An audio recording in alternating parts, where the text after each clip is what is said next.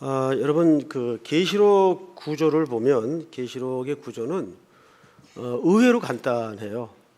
우리 지난 시간까지는 사실 대체적인 줄거리가 뭐였습니까? 7교회에 대한 전체적인 이야기였습니다. 계시록은 이 7이라는 숫자가 굉장히 자주 구조적으로 반복을 합니다. 7교회, 그다음에 나오는 게 오늘 7째 인 중에 첫 번째 인을 이제 뗍니다. 떼요. 7인이 끝나면 7나팔이 또 등장을 합니다. 그리고 7나팔이 끝나면 7대접 이야기가 이렇게 이어져서 나오게 될 겁니다. 그 후에 이제 바벨론은 당시 로마 제국을 비유한다고 보면 정확해요. 바벨론의 제국이 패망을 하고 멸망을 하고 이어서 어린 양의 혼인 잔치가 이루어지면 이제 천년 왕국의 이야기로 마무리가 되면서 드디어 새 하늘과 새 땅의 풍경이 우리에게 아주 자세하게 묘사가 됩니다. 이것이 계시록 전체의 그 줄거리입니다. 이렇게 생각하면 돼. 7교회, 두 번째는 7인, 그리고 7나팔, 그리고 7대접, 그리고 바벨론의 멸망, 어린 양의 혼인잔치, 천년왕국, 새하늘 새땅, 그리고 아멘 주 예수여 오시옵소서. 이 계시록 전체 이야기예요. 자, 그 중에 이제 오늘부터 시작되는 7인 중에 첫 번째 인은 이 7인을 뗄 때마다 벌어지는 이야기는 이 말세가 되면 어떤 재난이 임할 것인가. 그래서 이것을 미리 우리가 듣고 깨닫고 공부함으로써 오늘이라는 현실의 삶을 철저하게 준비하고 또 경고케 하는 거죠. 그런 차원에서 오늘 6장의 7인 첫 번째 시간을 좀 들어가겠습니다.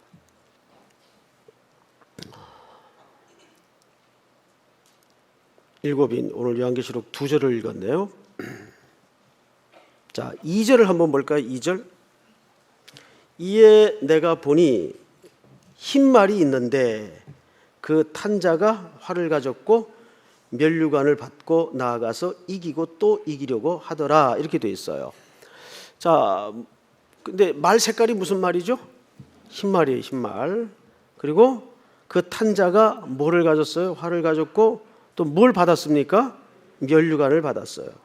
그리고 이기고 또 이기려고 했다. 이렇게 묘사가 되어 있죠. 과연 이 흰말 탄자가 누굴까? 그래서 많은 학자들도 심지어는 또 뿐만 아니라 성도들도 이 흰말 탄자를 그리스도로 착시 현상을 일으킵니다. 그럴듯해 보이죠? 그림이 뭐 면류관도 받았겠다, 검정말도 아니고 깨끗한 흰말을 탔겠다. 게다가 이기고 또 이기려고 하는 걸로 보아서 그리스도가 아니겠는가, 이렇게 이제 착시 현상을 일으켜요. 이 오해의 큰 이유는 이와 아주 비슷한 그림이 요한계시록에 또 한 군데 등장을 해요. 어디에 등장을 하냐면, 자, 성경을 좀 보시다.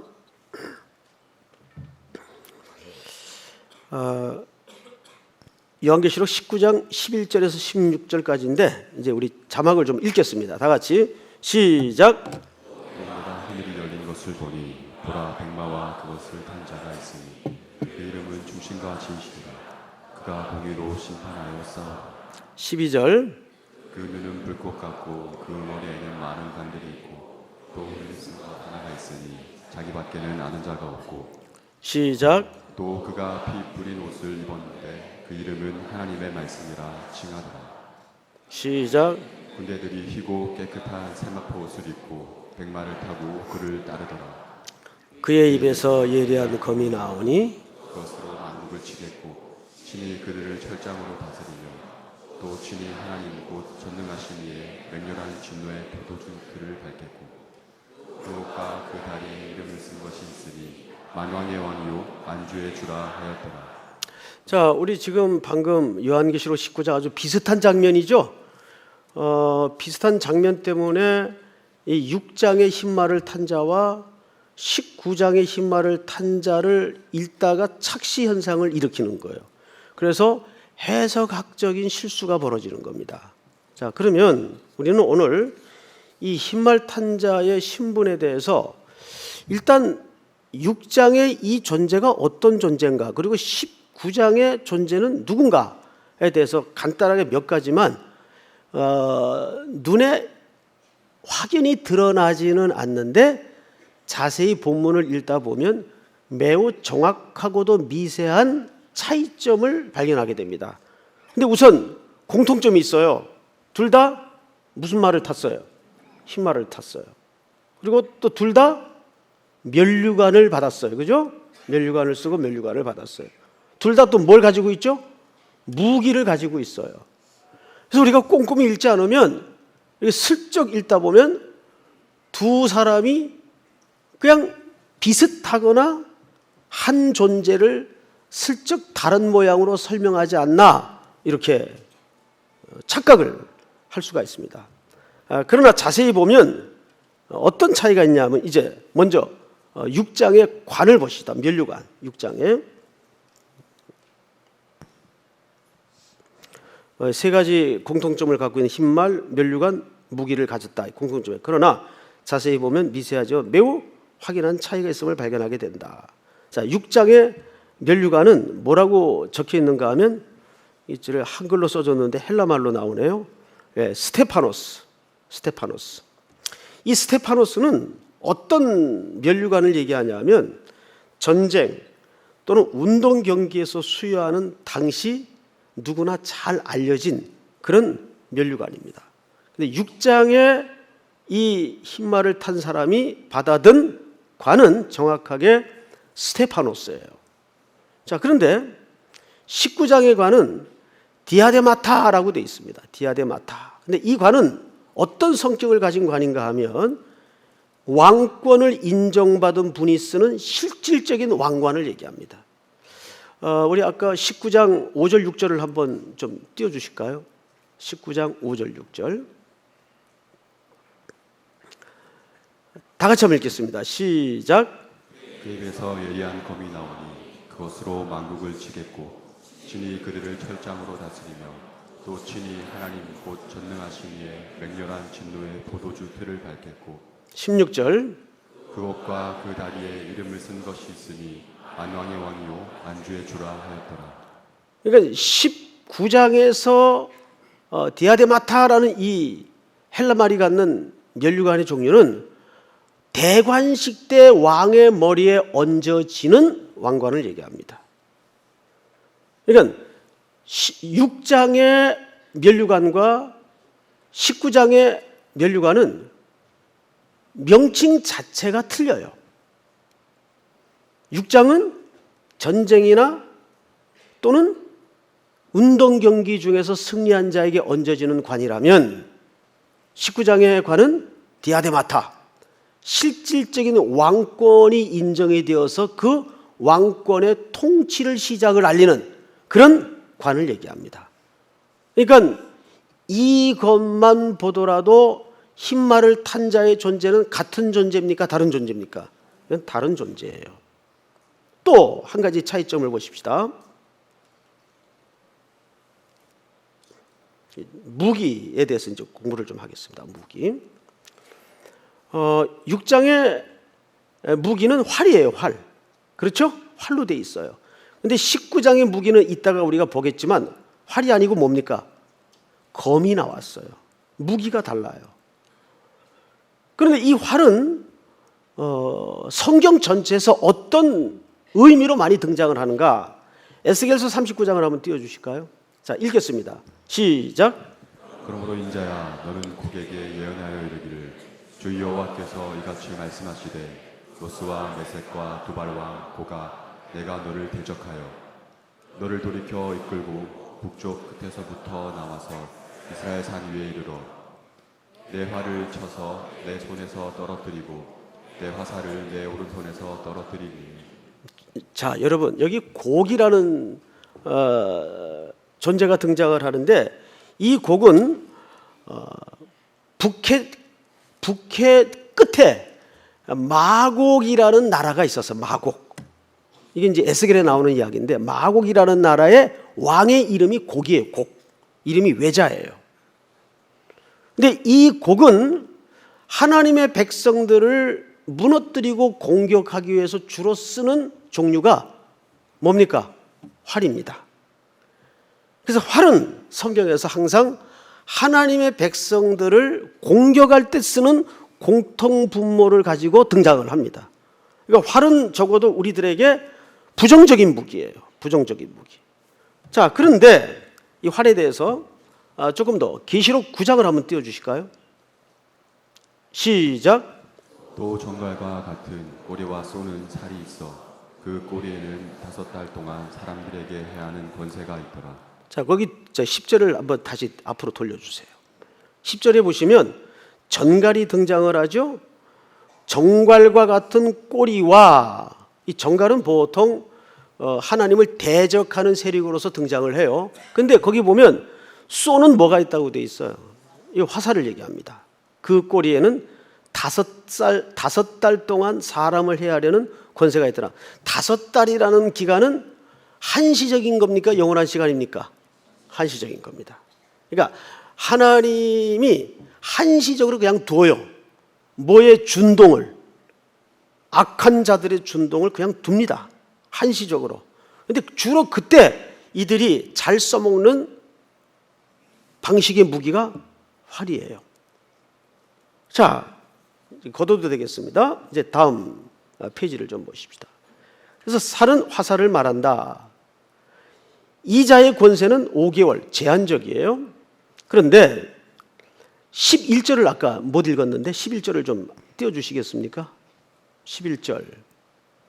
예, 같이 읽겠습니다. 시작. 그들에게 왕이 있으니 무적행의 사자라. 히브리어로는 그 이름이 아바돈이요 헬라어로는 그 이름이. 자, 11절을 잘 보세요. 그들에게 왕이 있어요. 악한 자의 권세자들에게 왕이 있단 말이에요. 근데 그 왕의 이름이 히브리어는 그 이름이 아바돈이에요. 아바돈. 어디 비슷한 이름 많이 들었죠? 아바돈이요. 근데 그걸 헬라어로는 뭐라 그래요? 아볼루온이라. 이 아볼루온은, 자, 이제 우리 PPT를 좀 보십시다. 아볼루온은 아폴루미의 파생어예요. 근데 이 아폴루미가 누구냐면 곧 그리스 신화에 나오는 아폴로 신입니다. 아폴로 신. 그래서 성경을 해석할 때 그리스 문화와 그리스 신화를 어느 정도는 기초적으로 이해를 갖고 있어야 됩니다. 그런데 이 아폴로 신에 이어서 성경을 그 다음 보십시다. 그리스 신화의 아폴로의 무기는 바로 활입니다. 자, 우리 그 조각상을 하나 그림을 좀 띄워주세요. 네, 조각상. 자, 이게 이제 제가 아무리 찾아도 어디 박물관에 비치된 건지는 모르는데 저 조각상이 누구의 그 조각상인가? 아폴로의 조각상입니다. 근데 손에 뭘 갖고 있죠? 활을 갖고 있어요. 자, 이제 걷어도 되겠습니다. 민망하네요. 아폴로가 주로 쓰던 주 무기가 활입니다. 근데 재밌는 것은 이걸 누가 흉내를 냈는가 하면 이러한 헬레니즘의 배경으로 로마 황제들은 항상 뭘 갖고 다녔어요? 활을 갖고 다녔어요. 문양을 보시면 지금도 그 흔적이 고스란히 남아 있습니다. 그건 왜 그런가 하니 이런 그리스 신화의 영향을 받아서 자신을 신적인 존재로 부각시키기 위해서 황제들이 말하자면 활을 항상 지니고 다녔습니다. 그게 이제 고고하게도 많이 증거 자료가 남아 있죠. 그러니까 재밌는 거는 그리스는 로마에게 사실상 먹혔는데 로마는 그리스 문화와 문명에 먹혀버리고 만 거예요. 이건 이제 하나의 그 역설이죠. 이렇게 해서 이 아볼로는 세상 세력의 가장 대표적인 리더로서 성경에도 등장을 하는 거죠. 자, 그러면 19장에 말을 탄 자의 흰말을 탄 자의 존재는 누굽니까? 그 무기는 뭡니까? 검이에요, 검. 근데 검은 아시는 대로 예수 그리스도의 입에서 나오는 무기가 검입니다. 예수 그리스도 입에서 뭐가 나오죠? 하나님의 말씀이 나오는 거예요. 성경은 곧 하나님의 말씀, 진리를 검이라고 얘기를 합니다. 진리의 검. 그래서 말세의 가장 중요한 싸움이 사실은 경제, 국방, 정치, 문화가 아니라 무슨 싸움이에요? 결국은 진리 싸움입니다. 마지막에는. 우리가 속지 말아야 돼요. 내년에 이제 올해인가요? 총선이 있다면서요. 총선 때 각 지역마다 이제 정치인들이 여당, 야당, 제3당 할 것 없이 나와서 이제 그럴듯한 구호로 또 일시적으로 백성들의 귀를, 마음을 흔들고 즐겁게 할 겁니다. 그때 여러분들은 정말 기도하면서 투표 행사에 참석을 해야 됩니다. 투표권을 행사해야 됩니다. 우리가 적극적으로 세상을 바꾸는 방법은 사실상 그 방법밖에 없어요. 그런데 정치인들의 헛구애에 속아서는 안 돼요. 예를 들면 GNP 4만 불이 되면 여러분들은 이렇게 행복해질 것입니다. 이제 그런 구호나 정책마저도 우리는 무슨 관점으로 이해를 해야 되냐면 기독교적인 세계 관점으로 이해를 해야 돼요. 그런 재정의 부가 백성들을 한 번 더 행복하게 만들어준 적이 있던가요? 세상은 더 악해져 가고 힘들어져 가고 회개해져 갈 뿐입니다. 요즘 상황을 보시지 않습니까? 그리고 우리 옆에는 항상 하나님의 섭리 속에 그 결말이 어떻게 될지는 모르겠지만 북쪽 집단이 있어요. 늘 이것 때문에 우리 민족은 전전긍긍하면서 또 기도하지 않을 수가 없어요. 이 모든 것들을 종합해서 여러분들은 우리 기독교인들은 정치하고는 상관없어 이렇게 생각하지 말고 적극적으로 교회가 정치에 뛰어드는 건 반대예요. 그건 그렇게 해서는 안 돼요. 왜냐하면 교회라는 공간은 다양한 관점과 다양한 스펙과 다양한 철학을 가진 사람들이 함께 그리스도라는 십자가의 중요한 실질적인 명분 아래 모여든 공동체예요. 근데 교회가 어떤 정치적인 일에 쏠림 현상을 갖는다면 그것은 굉장히 옳은 건 아닙니다. 그러나 성도 한 사람 한 사람이 참석을 해야 되고 참여를 해야 돼요. 적극적으로 나라의 어떤 정책에 대해서 특별히 이런 투표 행위에 대해서 그리고 나서 비판을 하고 기도를 해야 돼요. 기도 없이 비판하는 건 옳은 태도가 아닙니다. 자, 그런데 결국 마지막에는 진리 싸움이에요. 근데 진리 중에 제일 힘든 문제가 뭘까요? 다음 페이지를 보십시다. 이제 오늘 본문을 좀 해석을 하겠습니다. 이제야 해석을 해. 아니, 거의 다 됐어요. 걱정하지 마세요. 오늘 본문이 2절이니까 너무 걱정하지 마세요. 7인을 떼는 분이 결국 누굽니까? 우리 6장에 보면 7인을, 이 인을 뗄 자가 없어서 지난 시간까지 울었죠. 요한이 통곡을 했어요. 그런데 어린 양, 죽임을 당한 어린 양이 그 7인을 떼기 시작합니다. 그러면 논리적으로 어린 양 그리스도가 7인을 봉인을 떼는데 그 안의 내용에 그리스도가 나올 수는 없죠. 떼는 사람이 누구예요? 어린 양 그리스도예요. 그런데 그 안에 또 그리스도가 등장을 한다는 것은 논리적 모순을 갖는 거죠. 이런 간단한 사실 하나만 보더라도 6장의 흰말을 탄 자는 결국 그리스도가 아니라 그리스도를 흉내낸 적그리스도라는 얘기입니다. 문제는 여기 있어요. 자, 볼까요? 그런 흰말을 탄 자는 누구다? 그리스도가 아니다. 곧 적그리스도다. 자, 요한일서 4장을 한번 띄워주실까요? 사랑하는 자들아, 영을 다 믿지 말고 오직 영들이 하나님께 속하였나 분별하라. 많은 거짓 선지자가 세상에서 나왔음이라. 이로써 시작. 너희가 하나님의 영을 알지니 곧 예수 그리스도께서 육체로 오신 것을 시인하는 영마다 하나님께 속한 것이요 예수를 시인하지 아니하는 영마다 하나님께 속한 것이 아니니 이것이 곧 적그리스도의 영이라 한 말을 너희가 들었거니와 지금 벌써 세상에 있느니라.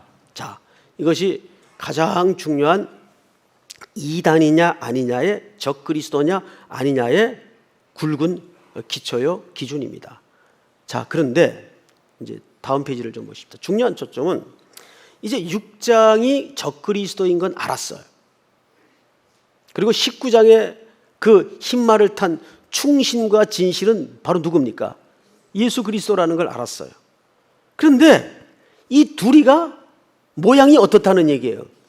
비슷하다는 얘기예요. 초점이 여기 있어요. 비슷하다는 데 초점이 있는 거예요. 비슷하니까 사람들이 어떻게 되죠? 다 넘어가요. 속는단 말이에요. 베드로 사도가 말세가 되면 우는 사자가 무엇으로 옷을 입고 온다고요? 광명한 천사의 모양으로 믿는 자들을 넘어뜨리려는 시도를 한다 그 말이에요. 자, 신천지 가르치는 내용을 보면 그리스도 얘기합니까 안 합니까? 다 해요. 성경 믿습니까 안 믿습니까? 다 믿어요. 그런데 보통 그런 이단들이 해석하는 책 중에 가장 잘못 해석하는 책이 요한계시록입니다. 그런데 그런 이단들은 꼭 요한계시록을 가지고 자기들의 카테고리 논리를 만들어서 아구에 딱딱딱딱 맞게 무모하게 해석을 해나가기 시작합니다. 그러니까 논리적으로 합리적이니까 성도들은 비슷하니까 그리스도 용어도 쓰고 성경책도 들여다보고 공부도 시켜주고 하니까 다 넘어가요. 다 넘어가요. 결국 마지막에는 진리를 어떻게 바로 이해하는가. 그래서 사도 바울이 후배 성도들에게 이런 유명한 글을 하나 남겼죠. 너희가 진리의 말씀을 옳게 분별하며, 그 분별하다는 말은 길을 똑바로 낸다 그 말이에요. 길을 똑바로 낸다. 그러니까 말세 때는 여러분들이 진리의 냉정한 정신과 뜨거운 가슴을 가지고 정확하게 성경의 가치를 이해해야 돼요. 그러지 않으면 이게 다 혼재되게 돼 있습니다. 섞이게 돼 있습니다. 뭐 신천지나 통일교나 기독교나 뭐 큰 차이 없는 거 아니냐. 다 믿는 거니까. 다 하나님이 얘기하고.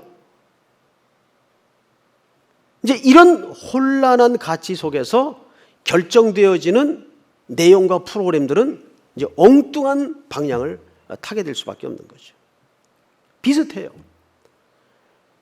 귀신들도 예수님을 알아요. 그러니까 마가복음 5장에 보면 거라사 지방의 무덤 사이에 거하던 귀신 들린 자가, 거기서 귀신이 들렸다는 말은 무슨 이렇게 남양 특집을 생각하면 안 돼요. 이제 물론 그렇게도 귀신이 들리는 경우가 있지만은 조금 광의적인 차원에서 생각을 해보면 여러분 생각해 보세요. 지금 이 세상이 귀신 들린 세상이에요.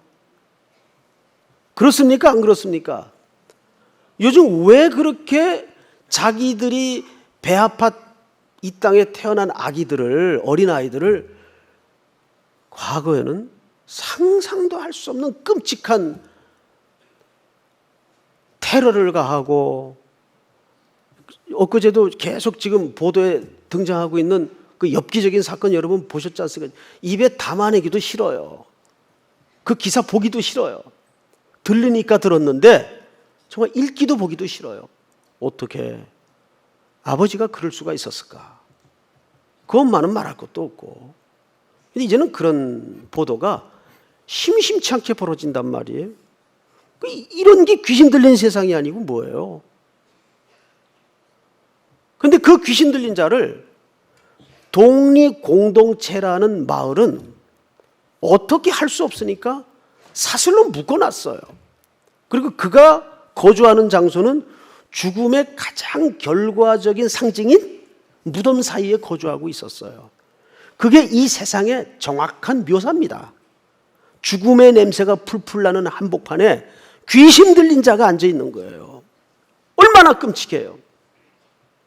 그런데 그 귀신이 예수님을 알아요, 몰라요? 알아요. 예수님을 압니다. 그래서 이렇게 얘기하죠. 당신이 나하고 무슨 상관이 있습니까? 그리고 또 한 얘기는 뭐죠? 나를 그냥 이대로 두십시오. 마지막에는 전 그렇다면 저 돼지떼에게로 들여보내 주십시오. 그래서 그 귀신들이 전부 돼지떼에게 들어가서 돼지떼들이 바다로 달려들어가 2,000마리가 죽지 않습니까? 그 결과를 보면서 독립 사람들은 결국 무슨 행동을 합니까? 예수님에게 와서 이 마을에서 떠나가 줄 것을 요구합니다. 이게 무슨 얘기인지 아세요? 한 생명이 온전히 회복이 되어 귀신이 나가고 정신을 차리고 제 옷을 입고 그제서야 온전한 인간성이 회복되어서 멀쩡히 앉아있는 모습에는 관심 없어요. 저런 사람 우리 마을에 그냥 뒀다가는 저 말 한마디에 돼지떼 2,000마리가 죽었는데 아마 그 지역은 이 돼지 농사를 지었던 마을 같아요. 마을 완전히 쑥밭되겠다. 떠나주십시오. 그 사람에게는 무슨 논리가 먼저였습니까? 경제 논리. 돈의 논리가 우선이었어요. 이게 귀신 들리는 세상 아니고 뭐예요? 게다가 요즘은 얼마나 교묘한 이단들이 많이 일어납니까? 그런데 성도들은 어디에 속느냐면 사실에 속아요. 그 이단들이 금리빨도 만들고 왼팔도 길어지게 하고 기적을 일으키고 병자를 일으키고 역사를 일으켜요. 그 모두가 사실입니다. 그래서 거기 한번 참석했다가 은혜 제대로 받고 나서는 뻑 가요. 와, 여기구나, 여기구나. 여기구나. 드디어 길을 찾았다. 그래서 뭐라고 야단을 치면, 그러지 말라고 야단을 치면 결국 이런 얘기를 합니다. 목사님, 사실이에요. 눈을 부릅뜨고 그런 얘기를 해요. 자, 여러분들한테 한번 물어볼게요. 사실이면 진리입니까? 진리와 사실은 같을 수가 없어요. 사실이면 진리예요. 누가 그렇게 가르칩니까? 근데 사실이라는 현상에 다 넘어가고 다 속아요. 그러니까 이 어둠의 권세 잡은 자들이 재밌죠. 이것들 봐라. 그냥 사실이라니까 다 넘어오네. 그래서 어둠의 영들이 역사를 일으키는 겁니다. 거기에 다 넘어가는 거예요. 그래서 항상 성경의 패턴을 보면 무엇이 교차되냐 하면 말씀이 선포되면 반드시 기적이 나타나요. 표적이 나타나요. 이게 반복해서 등장하는 패턴입니다. 왜 그런지 아십니까? 그 당시에는 하나님의 말씀이 완성이 안 됐을 때입니다. 그래서 이 선포된 말씀이 하나님의 신적 권위를 가지고 있다는 사인으로서 기적이 나타나는 거예요. 그래서 말씀이 선포되면 기적이 나타나고 다시 말씀이 선포된 다음에 그 말씀을 신적인 권위로 확정하는 기적이 나타나는 패턴이 계속 이어집니다. 그런데 지금은 성령의 감동하심으로 성경 66권 하나님의 말씀이 완성이 되었어요. 그 말씀은 온전하고 충분하며 완전해요. 믿습니까? 그래서 이제 그런 기적이 그렇게 안 나타나는 법입니다. 근데 아직도 성경이 들어가지 않거나 온전히 번역이 되지 않은 오지 같은 데서는 어마어마한 기적과 역사가 나타납니다. 이젠 절대 없다. 이것도 하나님의 역사를 제한시키는 그 섣부른 고백입니다. 있어요, 기적이. 여전히 있어요. 그런데 이제는 그 기적보다는 무엇에 우리가 중점을 둬야 될까요? 하나님의 말씀. 저는 우리 삼일교회 젊은이들과 성도들이 이렇게 한 10년만 하나님의 말씀을 체계적으로 잘 배워나가면 그 기초가 어느 날 나도 모르게 꽃이 피어지고 결실이 날 때 그건 당장 눈에 보이는 게 아닙니다.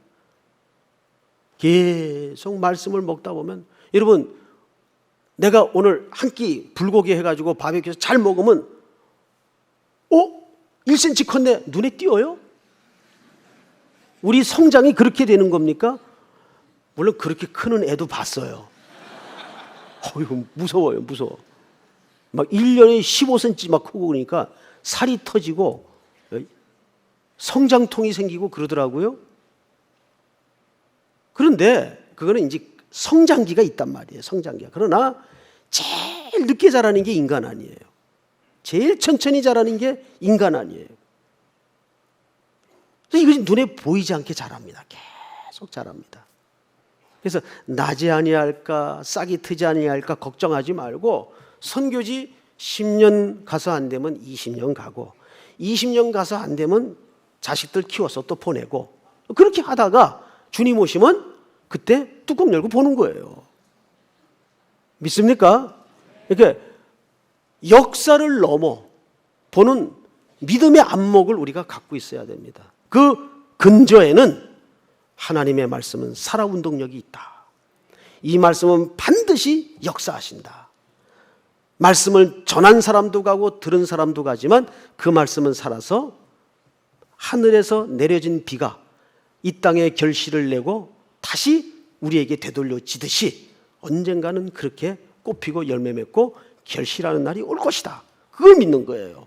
믿습니까? 이제 마지막으로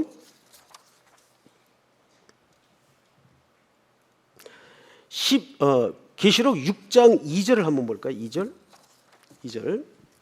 다 같이 한번 읽겠습니다. 2절 시작. 위에 내가 보니 한 말이 있는데 그 탄자가 활을 가졌고 연료안을 받고 나아가서 이기고 또 이기려고 하더라. 보세요. 여기 결정적으로 웃기는 문장 하나가 뭐냐면 이겼어요. 이기고 이기려고 해요. 이런 본문을 미세하게 봐야 됩니다. 이긴 게 아니라 이기려고 애쓰고 있는데 이건 못 이겨요. 누가 이기느냐? 우리 성경을 직접 찾습니다. 계시록 17장 14절 다 같이 읽겠습니다. 시작. 그들이 어린 양과 더불어 싸우려 어린 양은 만주해 주시오 만왕의 왕이시므로 그들을 이기실 터이요 또 그와 함께 있는 자들 곧 부르심을 받고 택하심을 받은 진실한 자들도 이기리로다. 할렐루야. 마지막에 누가 이기세요? 만주의 주이신 어린 양 그리스도가 이기신단 말이에요. 자, 19장 오늘 본문으로 다시 가서 19장 아까 보았던 본문이죠. 한 장만 넘기면 됩니다. 15절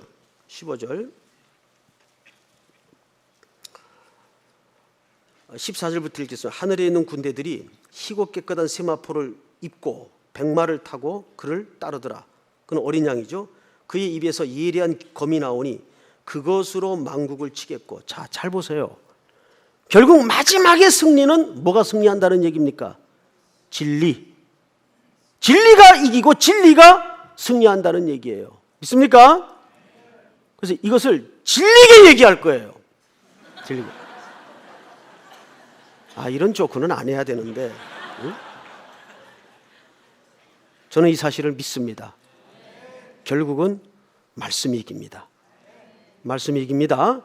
우리가 밥을 못 먹으면 살지 못하듯이 매일매일 이 영의 양식을 꾸준히 공급받고 영의 양식에 늘 허기 가지고 목마른 우리 3일의 모든 성도들이 되어서 이 말씀의 검으로 온 세상을 이겨내는 결단과 용기와 은혜가 있기를 주의 이름으로 축원합니다. 우리 다 일어나십시다. 다 일어나시는데 오늘 찬송가 좀 부르겠습니다. 88장 이거를 이렇게 찬양하십시다. 3절까지인데 소프라노는 소프라노, 베이스는 베이스, 알토는 알토, 4부로 찬양을 해요. 우리 지휘자 집사님은 여기 나오셔서 지휘를 하세요. 이 청중을 향해서 여기 나오세요. 지휘자 집사 어디 계세요? 네? 네, 여기 나와서 우리 청중을 향해서 우리 다 하늘의 찬양대가 되어서 합시다. 여기 가운데로 오세요, 집사님.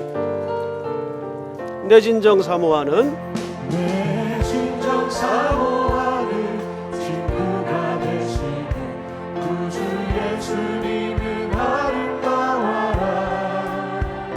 산 밑에 백합하여 빛나는 새벽별 주님 영원할 길 아주 없도다. 내 맘이 아플 적에 그 위로 되시며 나 외로울 때 좋은 친구라. 주는 저 산 밑에 백합 빛나는 새벽별 이 따위에 비길 것이 없도다.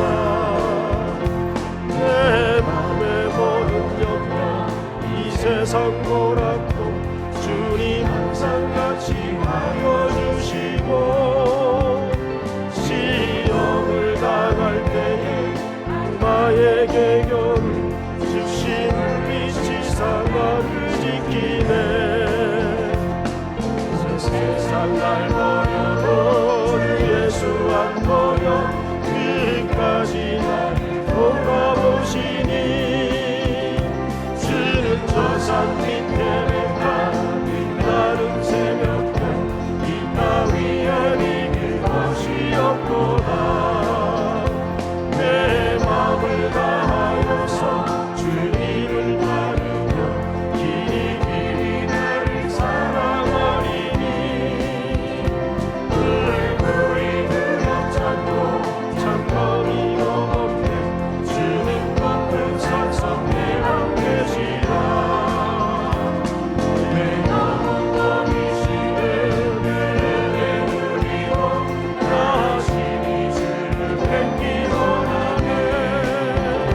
주는 저 산 밑에 백합 빛나는 새벽별 이 따위에 이길 것이 2절 3절 내 맘의 모든 염려 이 세상 고난도 주님 항상 같이 하여 주시고 시험을 당할 때에 나에게 그를 즉시 물리치사 나를 지키네.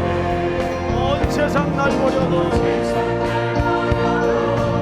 예수 안 버려 끝까지 나를 돌아보시니. 주는 저 산 밑에 백합 빛나는 새벽별 이 따위에 비길 것이 없도다. 내 마음을 다하여서 내 맘을 다하여서 주님을 따르며 길이 나를 사랑하리니. 물불이 두렵잖고 창검이고 못해 주는 높은 산성 내 맘 계시라. 내 영혼 너이시는 은혜 누리고 다시니 주를 뵙기 원하네. 주는 저 산 밑에 백합 빛나는 새벽별 이 따위에 비길 것이 없도다. 우리 반주해 주시고 기도합니다. 우리 다 같이 한번 기도하십시다. 오늘 주신 말씀처럼 또 한 주간도 또 시작되는 선교 위에 은혜를 더하시고 하나님의 말씀의 검으로 이기게 하시고 어린 양을 붙쫓아 승리하는 그 영광스러움에 동참케 하여 주시옵소서. 어둠의 권세와 악마의 괴계를 하나님의 말씀으로 지혜롭게 물리칠 수 있도록 인도해 주시옵소서. 또 한 주간 자신이 감당해야 될 일들, 순종해야 할 일들 모든 대소사를 주님 앞에 내려놓고 우리 주여 부른 다음에 기도합니다. 주여, 은혜를 감사합니다. 하나님 영광 받아 주시옵소서. 우리 앞에 놓여진